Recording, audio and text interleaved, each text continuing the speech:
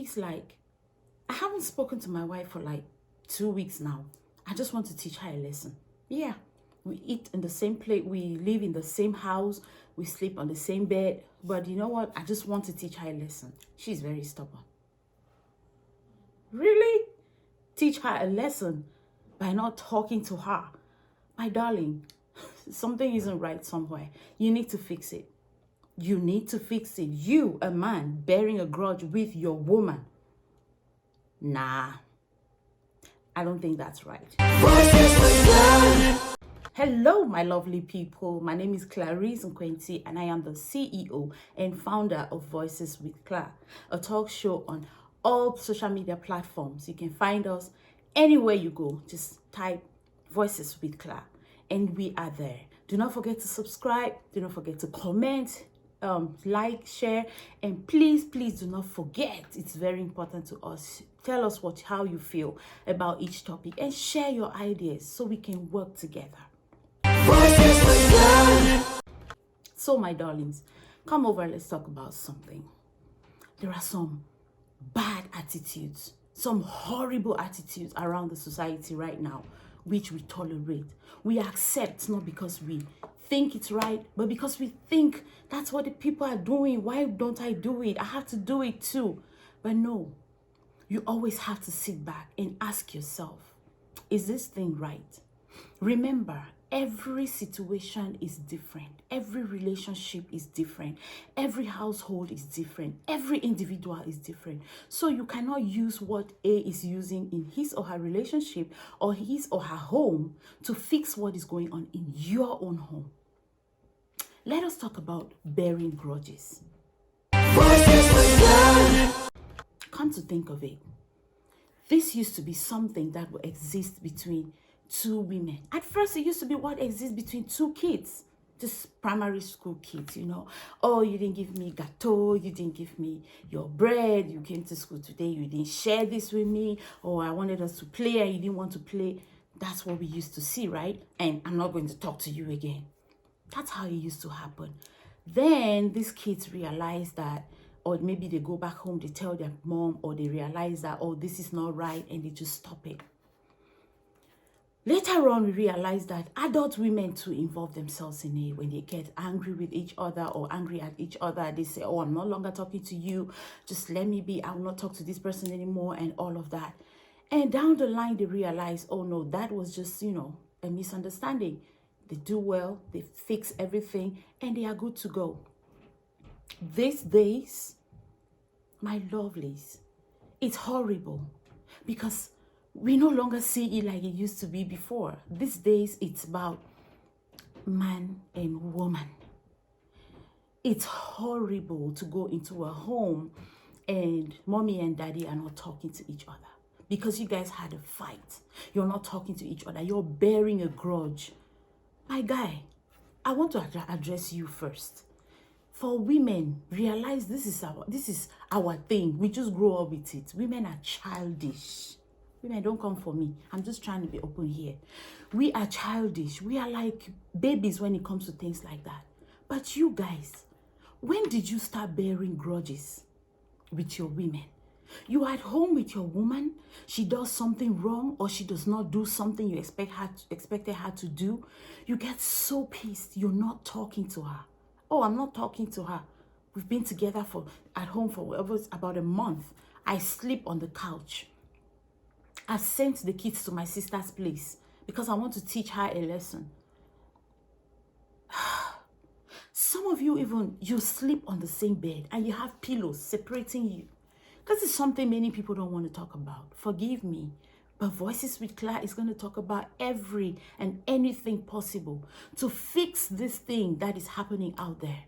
Homes are breaking up every day. Children are suffering every day.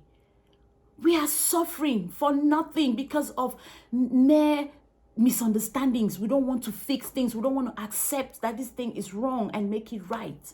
You cannot do that. It's shameful. Let me tell you something. That woman who keeps coming back to beg each time you guys bear a grudge, or you're not talking to her, or you're doing jackass, or how do they call it again? I've forgotten the other terms. But that woman who keeps coming back to beg and make peace, it doesn't mean she's weak. Or that man who keeps coming back to you, woman, trying to make peace because you're bearing a grudge with him, it doesn't mean that he's weak. He is a stronger person because he knows the value of peace. Because he knows what peace can do in his home, or she knows what peace can do in her home. Stop taking this thing to be, oh, John did it, Peter did it, and it worked. Listen, before a woman apologizes to you, each time you guys have a fight, have issues, she keeps coming back to apologize, something has registered in her head. She will apologize, yes, but at the back of her mind, she has some doubts. Imagine if she had 10 strokes or 15 strokes written down on your name, beside your name as her husband. Each time you do that thing and she comes begging, she takes off one stroke. She keeps taking off a stroke, telling herself, this is not a man. This is not the person I want. And remember, every woman, I dare to say every though, has a man out there who's trying to hit on her. Even if she's married, men are still out there trying to say, oh, you're beautiful. Oh, can I have your number? Can I have your attention? Can we go out on lunch? It's out of her discretion that she says, no, I'm sorry, I'm married. I'm sorry, I'm in a relationship. I'm sorry, I'm fiancé. But each time you bear a grudge with that woman, you keep away from her 2 weeks, 3 weeks, 1 month, guess where she goes to? Guess who she gives attention to? We have to be careful. She's not doing it because she likes it.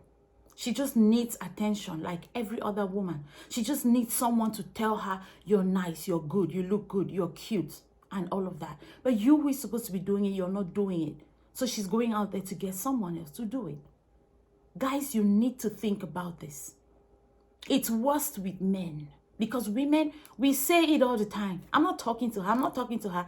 It's not a good thing. It's shameful, yeah, but you know, it's like a dog biting someone. When a woman says, I'm not talking to her, I'm not talking to him.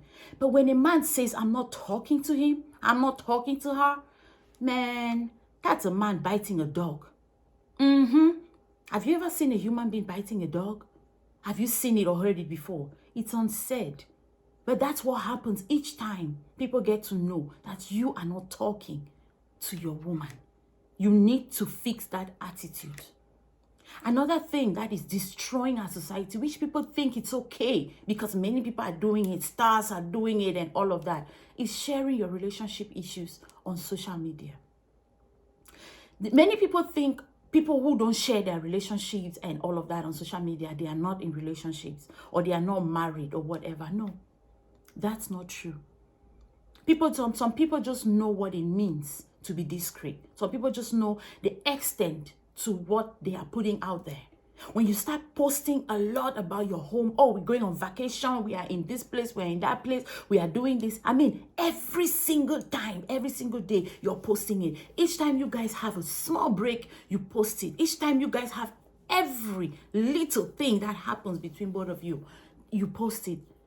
There's that tendency that when you guys fight, you have to post it. Everybody wants to celebrate his or her man.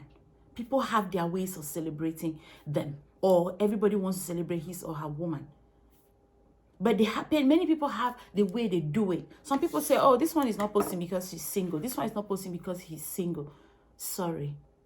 Many people are in relationships, but they just do not see any reason why they have to keep putting it out there. There's a lot more to post. There's a lot more to send out there than posting their life, their life with their partners and all of that, because it pushes you to post everything. Even when you guys fight, you find yourself posting it out on social media. We have to be very, very careful about this, because there are lots and lots of people out there who follow you because they love your relationship. They love what you're doing. They love the way your relationship is going. Each time they see you, it encourages them. It makes them feel like, oh, someday I will find myself in a thing like this. Then when you suddenly stop posting it and you start posting how you guys are fighting and all of that, imagine what it does to those people. It makes them realize that, please, I just don't want this thing, because this is how I'm going to end up. This is how my whole life or situation is going to be. Another issue is this idea of Men are polygamous in nature. They have to cheat. It's in their nature to cheat. That is why side chicking, that's a word I don't know if that word exists in the dictionary. But this issue of side chicks, it's all over the place and so rampant because we keep telling ourselves men are polygamous in nature. Some people go as far as using the Bible to quote, to prove that men are polygamous in nature and all of that. Baldadash. Baldadash. That is rubbish. That is why every single day our self-esteem is down there. It's destroyed to the core because you give your heart to a man who is already in a relationship or who is already with another woman. And when he sees that he cannot manage, he can no longer manage both of you, he drops you and you're so heartbroken. You go out there cursing and destroying other homes and telling other women how bad it is to be in relationship or how stupid they are because they trust their partners and they want their relationships to work. You caused it because it all started from that nonsense. I wonder where this came from. Men are polygamous in nature. It is wrong. No man is polygamous in nature. Every man has the ability to keep himself and stick to one woman. Any man who says, I want another woman, I can't do beans today and beans tomorrow and beans the next day, that's a baby. That's a boy. A man knows what to do when he starts seeing another woman out there, admiring her, and maybe the boobs or the bum bum looks a way he feels like, I want to, go in for that and all of that. He knows what to do to keep himself. He knows exactly what to do to protect his mind. But boys don't. All they want is just what they see. What they see, they want to go for. Stop carrying this thing about men are polygamous in nature and letting them deceive you over and over again. Just stop it. Why do we have to just accept everything society is talking about? And you remember, there's nothing wrong with you staying single. There's nothing wrong. Some will say, oh, mine is destroyed. Another woman destroyed my home, so I should destroy another woman's home. Really? You going in there thinking you're going to destroy that woman's home? No. The only stupid men go out there, get you, play with you, and bring you home and kick their wives out. No, they don't. Men don't do that. Men don't do that. Just boys do. A real man will stick to his woman. Even if a boy happens to come in there and tell you that story and takes you out, forget it. At the end of the day, he's going to drop you because you're just a responsibility. And he's not ready for another responsibility. We need to put an end to this. Men are polygamous in nature. Oh, they destroyed my home, so I have to destroy another person's home. Why can't you go out there and say, because they destroyed my home, I'm never going to watch another person's home be destroyed? And make sure you fix it. What is this issue of you want to go destroy another person's home? Another situation we are accepting, which is very, very wrong, is keeping our kids away from the other person, from their father or from their mother, because we are separated or divorced. In the Western world, we want child support. That's why most times we just want to have kids with people and just kick them away, because we need them to give us that money so we don't work. Do you know the amount of work it is, the amount of energy and work and devotion you put into taking care of a child? There's no amount of money your partner can give to you that can subsidize that thing.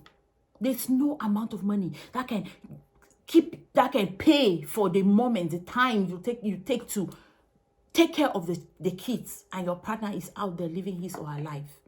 So this issue of us thinking we want to let him just go so he can be giving me some monies at the end of the month and all of that, it's not even helping you at all. It is not. Not to talk of when you guys have kids and because you think it's not working out between both of you, you feel like, okay, let's go our separate ways and see what we can do to make our lives, to keep our lives, put our lives together. Then in the course of this thing, you start telling your kids negative stuff about the opposite partner, or you try to make them not have anything to do with the opposite partner. Listen, this happens a lot in our African society. It is bad. It is bad. Don't tell me that's what has been there, or because in our African society, if you do this, you can go get away with it. Why don't you make a change? Why don't you make a change? There is nothing wrong with you and your partner talking because of the kids. You guys don't have to sit and cuddle and be on the same bed and all of that. No, but you guys can have a conversation because of the kids. Their well-being is very important. It's very unfortunate that some parents today, they don't care about the well-being of their kids. They just let the other person do the work while they relax. Yeah, it's unfortunate. There are situations like that. I understand. Do not get me wrong. You can't force it. You can't change anything. You have to accept it the way it is. Do your part and let God do the rest. Nature has eyes more than you. So let nature, let karma be the person they want to deal with that. While you, I'm talking about you who is out there, all you want to do is make yourself the golden person. Oh, I'm doing everything, and you make the kids not want to have anything to do with the other person. It's wrong. Very, very wrong. Let us talk about this issue of I'm fighting for my relationship. How do you fight for your relationship? People keep saying, fight for your relationship. Listen, don't let anyone destroy your relationship. Do not let anyone deceive you into destroying your relationship. Fight for your relationship. What does it mean to fight for your relationship? Have you ever asked yourself that question? Does it mean you're in a relationship with somebody? Maybe that person was in a relationship before, and the person's partner catches you with that person. You wake up and you start fighting the partner? Does it mean you're in a relationship with a man and he openly makes you understand, I don't want this relationship anymore. I don't want you anymore. Does it mean you have to go fighting the other person this man is dating? Because you guys have been together for so many years and you just feel like, oh, I've invested so many years in this. I cannot let you come and do this. I cannot let this happen. It's my relationship. Oh, my goodness. My darling, listen, you can never force a man to love you. Never. It's unfortunate that our society today, if you find a woman who has been in a relationship and is out, people feel like, oh, no, she's bad. She left that relationship. Maybe she cannot even advise you. She cannot do this. You're being very stupid. Very, very, I'm sorry. Because check out most relationship therapists, marriage counselors. They have been in marriages. They have. And most of them, they saw it wasn't working. They saw that relationship, that marriage was toxic, and they were bold enough to say, you know what, my love, I really love you, and I really wanted this thing to work, but it's not working. It's unfortunate, but I want us to be sane. I want us to be happy, and I want us to be alive. And I don't want any of us in jail. That's why I think I have to leave. Then they leave. And they go have a better life.